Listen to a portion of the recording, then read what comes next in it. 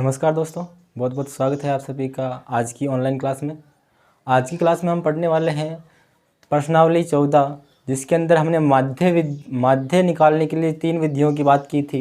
एक प्रत्यक्ष विधि, एक पद विचलन विधि और एक कल्पित माध्य विधि।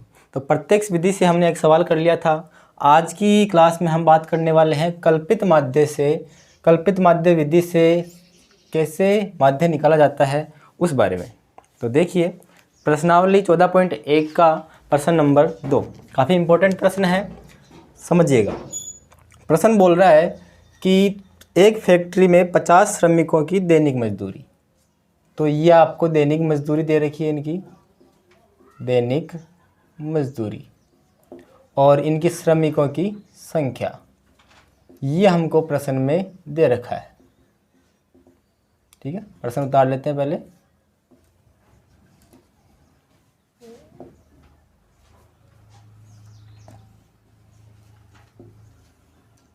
देखिएगा, पहली मजदूरी कितनी है? 500 से 520 रुपये, ये रुपए के अंदर दे रखी है। 520 से 540 रुपये, 540 से 560 रुपये, 560 से 580 रुपये और लास्ट है 580 से 600 रुपये। ये हमारी है दैनिक मजदूरी। और इनकी जो श्रमिकों की संख्या है कि 500 से 520 तक की मजदूरी कितने को मिलती है, वो है 12, 14, 8, 6 और 10। कुल मिला के ये हमारे पास 50 श्रमिक हैं जिनकी ये मजदूरी अपन को दर्शा रखी है। इनका हमें क्या करना है? माध्य निकालना है ना? क्या निकालना है? माध्य। तो इसके अंदर हम माध्य के लिए 3 विधियों का इस्तेमाल करते हैं, जिसमें अगर जो वर्ग अंतराल दे रखा है अगर वो छोटा है तो हम कौन सी विधि का प्रयोग करते हैं? प्रत्यक्ष विधि का। ये हमको ध्यान रखना है। अगर वर्ग अंतराल का मान जो छोटा है उसके लिए प्रत्यक्ष विधि का उपयोग किया जाता है। अगर बड़ा दे रखा है तो उसके लिए पद विचलन या कल्पित माध्य विधि का उपयोग किया जाता है। ठीक है, तो इसके लिए हम कौन सी विधि का प्रयोग करेंगे? कल्पित माध्य का। तो इसके लिए सारणी बनाएंगे। सबसे पहले तो बारंबारता सारणी, जिसमें सबसे पहला स्तंभ आता है अपने वर्ग अंतराल का। वर्ग अंतराल, इसको हम वर्ग अंतराल भी लिख सकते हैं और दैनिक मजदूरी के नाम से भी लिख सकते हैं। ये है हमारा 500 से 520, 520 से 540, 540 से 560, 560 से 580 और 580 से 600 रुपये। ये हो गया दैनिक मजदूरी। दूसरा पद रहेगा बारंबारता, यानी कि श्रमिकों की संख्या। इसको हम शॉर्ट रूप में लिख सकते हैं एफ से। ये दे रखी है 12, 14, 8, 6 और 10। तीसरा पद रहता है एक्स का। एक्स का मतलब मध्यमान। प्रत्यक्ष विधि में भी यही पद आता है और कल्पित माध्य विधि में भी यही पद आएगा। मध्यमान का मतलब है कि जो वर्ग अंतराल है उसकी निम्न सीमा और उच्च सीमा दोनों को जोड़ के आधा करना है। ठीक है, यानी कि 500 को और 520 को जोड़ना है तो ये हो जाएगा 1020 और इनका क्या करना है? आधा करना है, यानी कि 2 का भाग देना है। तो कितना जाएगा? 510। तो पहला मध्यमान आ गया 510। अब आगे के जो मध्यमान निकालने हैं उनके लिए एक ट्रिक है कि इनमें अंतर कितने का आ रहा है? सब में 20-20 का। तो पहला मध्यमान आएगा, उसमें 20-20 आगे से आगे जोड़ते जाएंगे। तो इसमें 20 जोड़ेंगे तो 530, 550, 570 और 590। ये हो जाएगा इनका मध्यमान। क्लियर है? आगे देखना, आगे वाला कॉलम बनेगा हमारे डी। इसमें आएगा डी और डी निकालने के लिए काम आता है एक्स और ए। अब यहाँ पे ए क्या है? ए है यहाँ पे कल्पित माध्य। और कल्पित माध्य निकालते कैसे हैं? तो उसके लिए क्या करना है? जो इनमें पदों की संख्या, यानी इसमें कितने पद हैं? 1 2 3 4 5 पद है। तो उनका आधा करके, यानी कि जो सेंटर में जो x का मान है, 5 पद हैं, 5 का आधा करेंगे, कितना आएगा, लगभग 2.5। तो 2.5 के आगे पूरा पद कौन सा है, तीसरा, यानी कि तीसरा पद लेंगे इसका। कौन सा पद, थर्ड नंबर का पद लेंगे। तीसरा पद कौन सा है, 550। तो ये अपन को लिखना है कि माना कि a बराबर 550।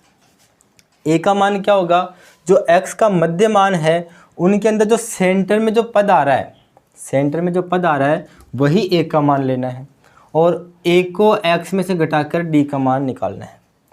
तो यहाँ पे x कितना है, 510 है। 510 में से 550 घटाने हैं, तो बड़ी संख्या a की यानी माइनस की है, और कितना ज़्यादा है, 40 ज़्यादा है। ठीक है, एक पद आने के बाद में वापस ये जो इसमें किया था वही तरीका वापस अपनाना है कि इनमें जितने का अंतर है उतने से आगे जोड़ते जाओ। तो -40 में 20 जोड़ेंगे तो -20, -20 में 20 जोड़ेंगे तो 0, 0 में 20 जोड़े तो 20, 20 में 20 जोड़े तो 40। ये आ जाएगा अपना d का मान। और कल्पित माध्य विधि में जो सबसे अंतिम कॉलम है उसके अंदर हमें लिखना है f गुणा d। ठीक है, जो मान सूत्र में दिए रखते हैं उन्हीं को हमें यहाँ पे ज्ञात करना है। ठीक है, तो f गुणा d, यानी कि ये f है उसको गुणा करना है d से। अब 12 को और -40 को गुणा करना है। ये संख्या प्लस की है, ये संख्या माइनस की, यानी गुणा करने पे क्या आएगा, वापस माइनस आएगा। क्लियर है इतना। 12 को 4 से करो, 12 चौक 48, और 0 आएगा तो 480। ऐसे ही 14 को 20 से करेंगे, यानी कि प्लस और माइनस तो वापस माइनस। 14 का गुणा किया 2 से 28, 28 के आगे 0 लगाएंगे यानी 280। 8 को 0 से करेंगे तो 0, 6 को 20 से करेंगे तो 120, और 40 को 10 से करेंगे तो 400। अब क्या करना है, एक तो इनको जोड़ना है सिग्मा एफ डी, और एक जोड़ना है हमें एफ को, जिसको बोलते हैं अपन सिग्मा एफ। ठीक है, ये दो मान और चाहिए हमें सवाल को हल करने के लिए। तो सिग्मा एफ का मतलब है कि एफ का टोटल योग और एफ डी का टोटल योग, इनको जोड़ लो। इसमें श्रमिकों की संख्या कितनी थी हमारे पास, प्रश्न में दिया हुआ है कि श्रमिक 50 हैं, तो एफ बराबर हो जाएगा 50। इनको जोड़ना है, ये माइनस वाले हैं, ये प्लस वाले हैं। तो इसमें अगर ऐसे तो जोड़ेंगे तो गलत हो सकता है, इसलिए क्या करेंगे, सबसे पहले माइनस माइनस को अलग जोड़ेंगे, प्लस प्लस वालों को अलग जोड़ेंगे। तो माइनस वाले तो हो गए 0 और 0 का 0, 8 और 8 16 का 6, हासिल के 1, 4 और 2 6, 6 और 1 7, यानी कि माइनस में तो है 760। ऐसे ही प्लस में हो जाएगा 120 और 400, ये हो जाएंगे 520, ये प्लस का है। बड़ी संख्या माइनस की, यानी चिन्ह किसका आएगा, माइनस का। अब 760 में से 520 घटा दो, क्योंकि एक प्लस का है एक माइनस का है। 0, 4 और 2, यानी कि माइनस के कितने आएंगे, 240। ये हो जाएगा सिग्मा एफ डी का मान माइनस के 240। अब है सबसे इम्पोर्टेंट माध्य, कि इससे माध्य कैसे निकालेंगे। कौन सी विधि का प्रयोग कर रहे हैं अपन, कल्पित माध्य का। तो कल्पित माध्य से माध्य निकालने का जो सूत्र है वो है a plus sigma F D बटा सिग्मा एफ। मान रखो,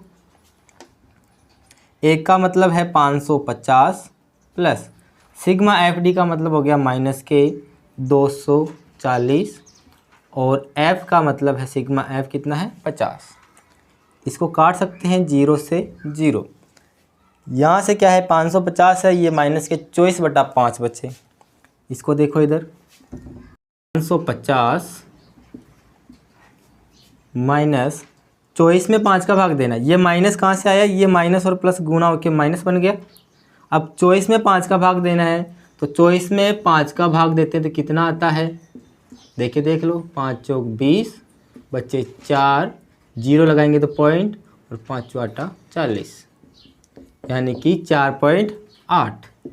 ठीक है, अब 550 में से 4.8 को घटाना है। 550 में से 4.8 को घटाएंगे तो कितना आएगा, इसका घटाने का तरीका है 550.0 और ये 4.8, तो कितना बच जाएगा, 545.2। तो यहाँ पे लिख देंगे अपन उत्तर 545.2। ये हो जाएगा हमारा माध्य। समझ में आया?